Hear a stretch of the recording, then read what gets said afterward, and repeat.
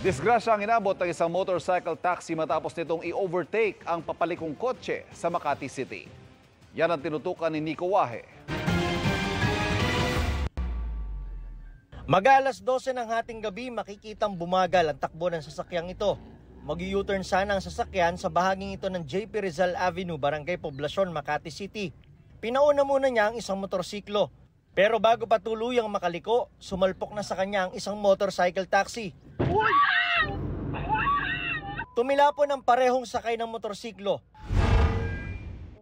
Agad dumating ang mga rescuer at dinala sa ospital ang angkas na nagtamo ng mga sugat. Sugatan din ng motorcycle taxi rider na tumanggi magpakilala. Aniya, hindi niya nakita ang nag-U-turn na kotse matapos mag-overtake sa isang taxi. Nag-U-turn kasi siya ng alanganin, sir. Nasa kanan siya, nasa kaliwa yung taxi. Paano makikita? Doon ako sa gitna. Ang driver ng kotse nagulat daw na may sumulpot na motorsiklo.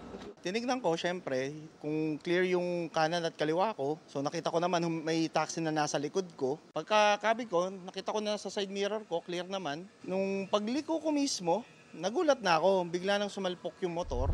Sa kabilang linya nitong JP Rizal Avenue, nangyari itong aksidente. Ang gusto ng kotse, mag-U-turn para makapunta sa bahagi ng EDSA. Ang kaso, may rider na nag-overtake na nauwi nga sa disgrasya. At ayon sa investigador, ay pareho silang may mali. Dahil kung mapapansin natin, solid line ang meron dito sa JP Rizal Avenue. Ibig sabihin, bawal mag-U-turn, bawal rin mag-overtake. Aminado ang parehong panig sa kanilang pagkakamali, kaya nag-areglo na lang ang dalawa.